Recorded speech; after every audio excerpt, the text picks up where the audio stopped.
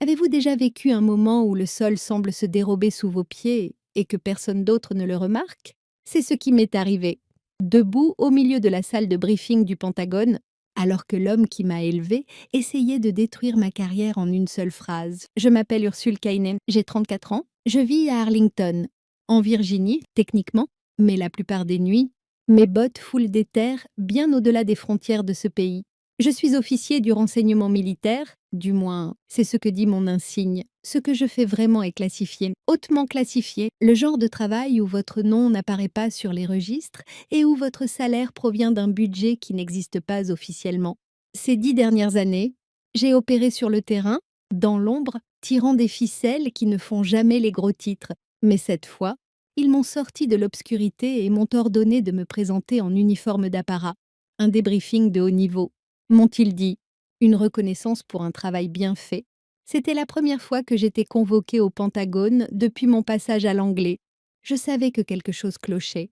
Pourtant, je me suis présentée, j'ai tressé mes cheveux en arrière, poli les insignes de mon col, et je me suis assise dans cette salle froide, sans fenêtre, remplie d'officiers supérieurs qui n'avaient pas mis un pied hors de Washington depuis des années, et à la tête de la table, comme s'ils contrôlaient l'air que nous respirions, se tenait le général Richard Keynes, mon père. Il ne m'a pas regardé quand je suis entrée, n'a pas hoché la tête, n'a pas cligné des yeux. Je me suis levée quand ils ont appelé mon nom. Major Ursule Kane, a dit le modérateur. Félicité pour ses services à l'étranger. Opération Delphes. Et avant que je puisse répondre, mon père s'est levé. C'est une traîtresse, a-t-il déclaré, sans avertissement, sans contexte, juste ces 3 mots, comme un marteau s'abattant. La salle est devenue silencieuse. Je n'ai pas bronché. Je n'ai pas parlé. Je l'ai juste fixé alors que tous les regards se tournaient vers moi. Une traîtresse. J'attendais que quelqu'un rie. Dise que c'était une erreur, mais personne ne l'a fait. Mon père était trop haut placé dans la hiérarchie. S'il le disait, c'était parole d'évangile. Puis ça a empiré. Il s'est avancé, les mains tremblantes de rage, et a tiré sur l'épaule de mon uniforme, déchirant la couture arrière, et là, c'était visible, le tatouage. Encre noire, bord déchiqueté. Un symbole qui ne signifiait rien pour la plupart des gens, mais tout pour les rares qui savaient. Orion Fantôme, une unité d'opération clandestine si secrète qu'elle avait été officiellement dissoute et enterrée il y a des années.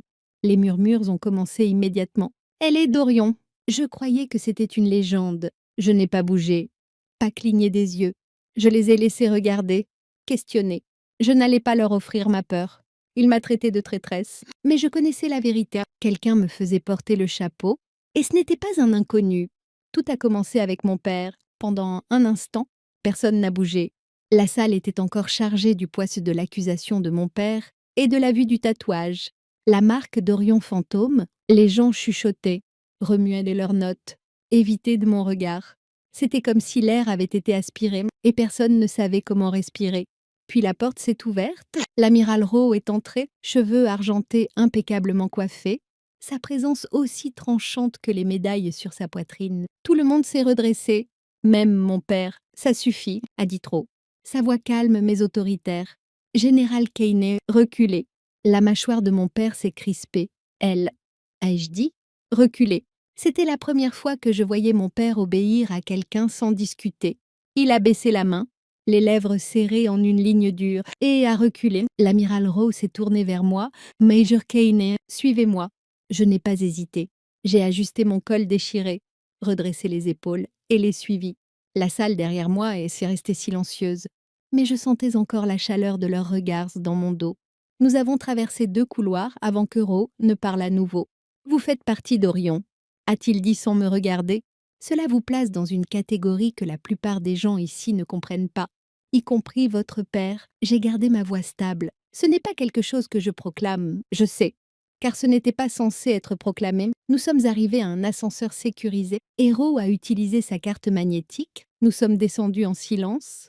Je vous place en isolement protecteur, a-t-il dit alors que les portes s'ouvraient sur un couloir aux parois d'acier, jusqu'à ce que nous déterminions qui a divulgué votre statut et pourquoi vous êtes accusé. Protecteur, ai-je répété. Ou détenu, appelez ça comme vous voulez. Vous n'êtes pas en état d'arrestation. Pas encore. Ils ont pris ma ceinture, mon téléphone, même mes bottes. La cellule était froide, sans caractère, juste un lit de camp, un bureau et 4 murs nus. Une fois la porte fermée, je me suis assise et j'ai laissé le silence s'étirer. Ce n'était pas seulement à cause de mon père. Quelqu'un avait exposé Orion. Une unité enfouie si profondément qu'elle n'était pas censée exister. Quelqu'un qui savait où me frapper, et j'avais le pressentiment qu'il n'avait pas fini. Celui qui m'avait piégé ne faisait que commencer. Il gardait les lumières allumées en permanence dans la cellule. Pas de fenêtre, pas d'horloge, juste 4 murs en béton et une porte métallique qui ne se fermait jamais sans grincer. Le temps s'est déformé, mes pensées tournaient en boucle. J'étais assise au bord du lit de camp, fixant le sol. Quand j'ai entendu le loquet cliquer, l'amiral Rowe est entré comme s'il était chez lui. Manche toujours parfaitement repassée, pas un cheveu de travers. Il n'a rien dit au début, se contentant de me regarder comme si j'étais un spécimen sur une table. Puis enfin, jusqu'où étiez-vous impliqué dans Orion? J'ai croisé son regard, assez pour savoir que vous ne posez pas cette question sans déjà connaître la réponse. Il a hoché la tête brièvement. Alors vous savez pourquoi c'est important. Je me suis levée. Quelqu'un m'a piégée. Ils ont exposé un agent d'opération clandestine, m'ont jeté en pâture devant l'élite du Pentagone et ont utilisé mon propre père pour le faire. Oui, je sais pourquoi c'est important. Rose s'est rapproché, main dans le dos. Alors vous savez aussi que ce n'est pas seulement à propos de vous. Quelqu'un à l'intérieur veut qu'Orion disparaisse. Complètement. Les dossiers, les missions, les personnes. Cela a attiré mon attention. Vous pensez que quelqu'un dans la chaîne de commandement essaie d'effacer le programme? Ai-je dit? Je pense qu'ils ont déjà commencé. Nous nous sommes regardés longuement. Si vous êtes vraiment l'une des leurs, a-t-il dit, vous m'aiderez à exposer qui fait ça. Vous avez 72 heures. Ma poitrine s'est serrée. Ce n'est pas beaucoup de temps. Rose s'est dirigé vers la porte. Vous êtes entraîné à travailler dans des conditions pires. Ses pas ont résonné dans le couloir alors que la porte claquait derrière lui. Je me suis rassise et j'ai fermé les yeux.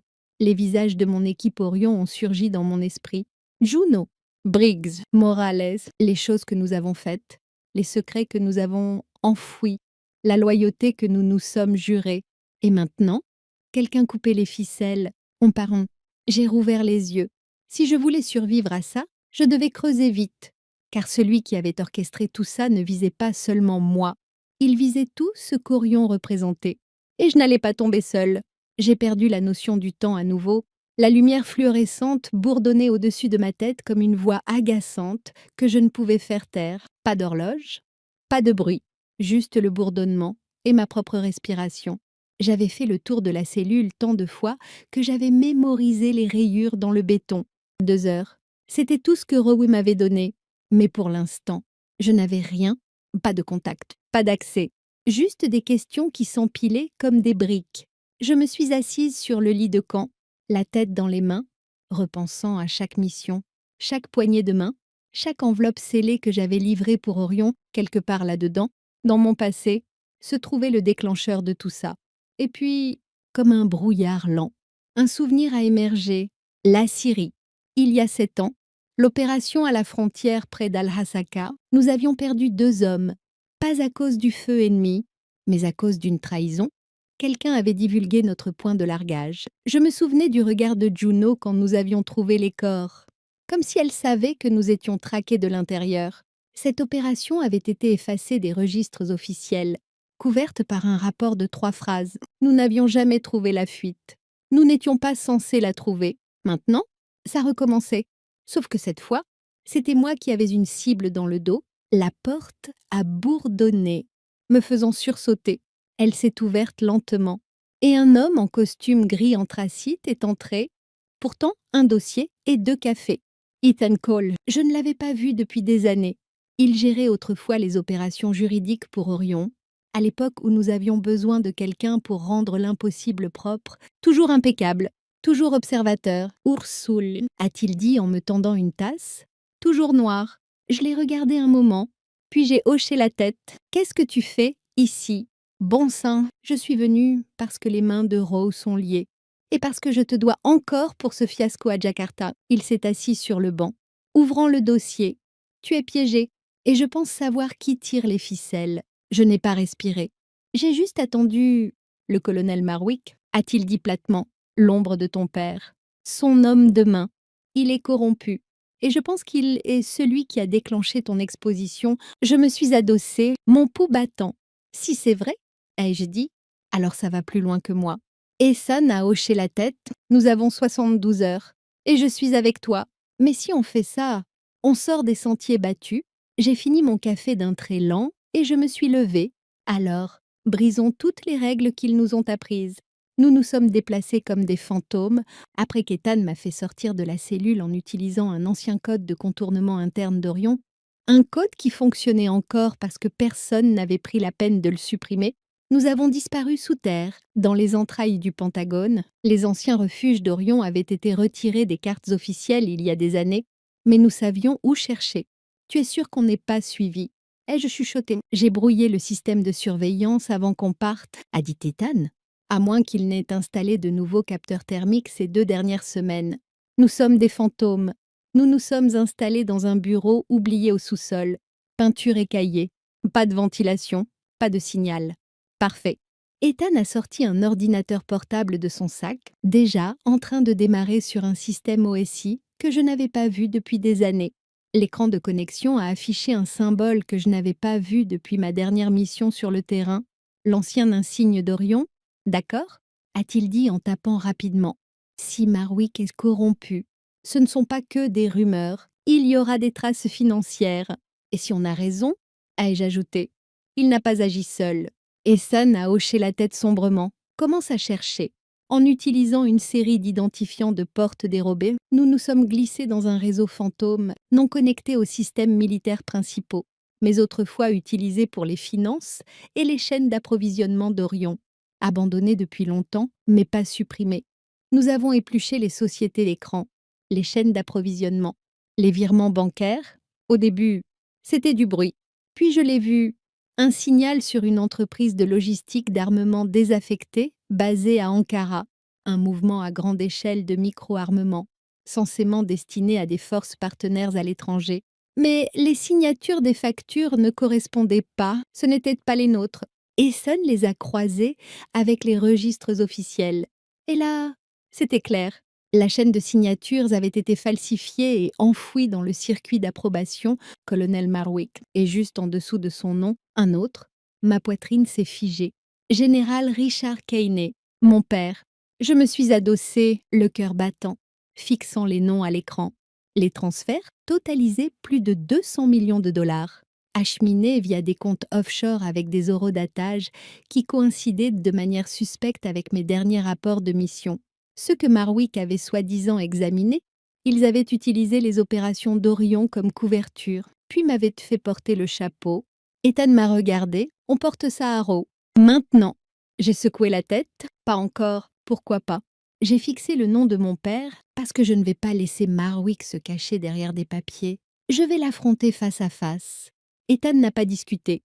Nous avons rangé, quitté les ombres, et nous sommes préparés pour la guerre. J'avais une chance, une fenêtre, un endroit au Pentagone où la surveillance était assez laxiste et l'arrogance assez grande pour qu'un homme comme Marwick ne s'attende pas à des ennuis. Le centre des archives stratégiques, 3e niveau, Isle West. Les vraies données y étaient stockées, le genre de données nettoyées avant d'atteindre les serveurs militaires publics. L'accès était limité, mais j'avais un ancien protocole Orion encore enfoui dans le réseau. Ehsan m'a aidé à l'activer depuis un nœud distant. Si ça fonctionnait, j'avais 15 minutes avant que le système ne signale l'intrusion. Je portais un uniforme d'officier standard, capuche relevée, badge cloné. Je me suis déplacée rapidement, silencieusement. Et quand j'ai atteint la salle des archives, la porte a reconnu l'idée fantôme. À l'intérieur, l'air froid m'a frappé le visage, le bourdonnement des vieux serveurs. Les caméras de sécurité clignotaient en rouge, mais je les avais désactivées 2 minutes plus tôt, juste assez longtemps. Je fouillais les disques quand j'ai entendu le claquement de bottes. « Tu as du culot ?» Keynet, a dit une voix derrière moi. Je ne me suis pas retournée tout de suite. J'ai pris mon temps pour retirer la clé USB du terminal, puis je me suis tournée. Le colonel Marwick se tenait dans l'embrasure, bras croisés. Même visage suffisant, même bottes trop polies. « Je me doutais que tu viendrais », ai-je dit calmement. Les menteurs reviennent toujours sur la scène du crime. Sa mâchoire s'est crispée. « T'es fini » Tu ne sais même pas ce que je tiens. J'ai légèrement levé la clé USB. Oh, si, je sais. Compte offshore, société écran, signatures falsifiées, tout te relie. Et mon père, ses yeux se sont plissés. Tu ne veux pas faire ça? Ursula, ce fichier met une cible sur ton dos qu'Orion ne pourra pas protéger. Non, ai-je dit. Il met une cible sur le tien. Il a fait un pas en avant. Je vais te faire arrêter maintenant. Tu ne le feras pas, ai-je dit en tapotant ma montre. Au-dessus de nous, le système de surveillance s'est réactivé. Flux en direct. Le visage de Marwick, figué, pelé, est apparu sur tous les terminaux de la pièce. La voix d'Ethan a crépité dans mon oreillette. Ah, souris à la caméra. Colonel, tu es en direct sur le canal sécurisé de Rowe. Marwick s'était lancé. J'ai été plus rapide, je l'ai contourné, j'ai claqué la porte derrière moi et j'ai couru. Je ne me suis arrêtée qu'une fois, hors du bâtiment. La clé USB toujours en main et la vérité enfin enregistrée. Ils ont essayé de m'enterrer. Maintenant, j'allais les enterrer. L'amiral Rowe n'a rien dit quand je lui ai tendu la clé USB. Il l'a prise, a allumé la console cryptée dans son bureau et l'a branchée. En moins d'une minute, l'écran s'est illuminé d'un amas de feuilles de calcul, de dossiers de société écran, de transferts d'armes et de signatures. Nonce, date, coordonnées.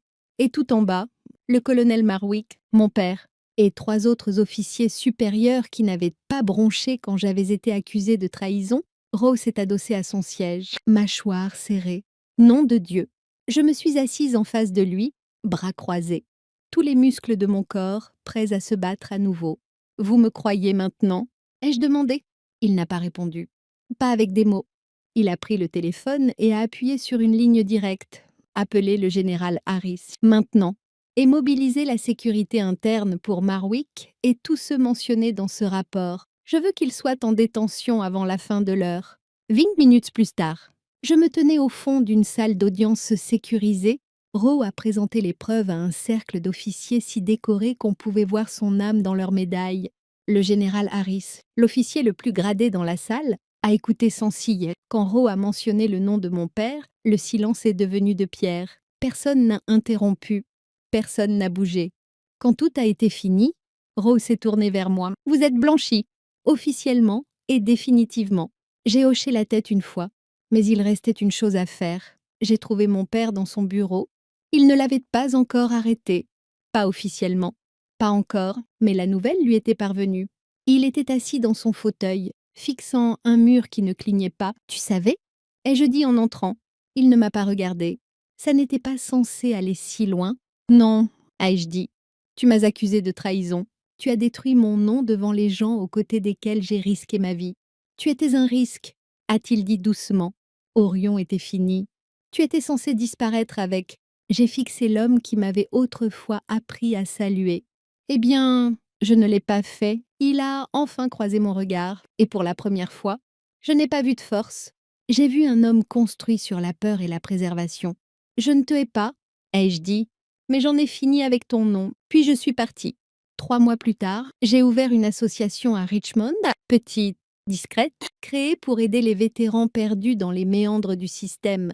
Pas de politique, pas de bruit, juste un but. C'était la première fois que je me sentais libre,